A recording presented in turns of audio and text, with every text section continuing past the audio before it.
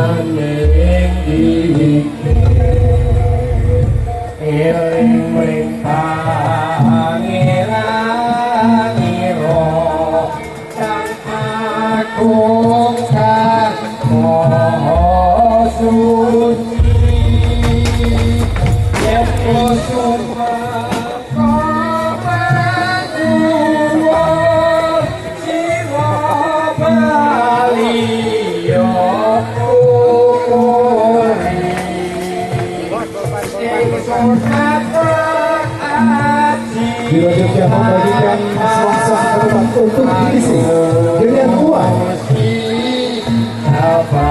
dari masing-masing tamu VIP atau undangan. Dan setelah diisi, kelompok umpat tersebut akan bersama-sama diletakkan di masing-masing gunungan umpat. Namun kami mohon kepada seluruh Bapak Ibu dan Ibu sekalian untuk tetap menjaga ketertiban.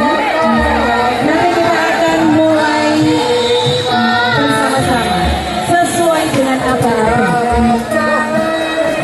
kepada pemasangan Dumateng Sedaya rawuh ingkang sedasa turungan badhe berbagi wonten iring kagem ingkang kakung niki wonten iring kiwa kagem para ibu-ibu lan lare-lare dipun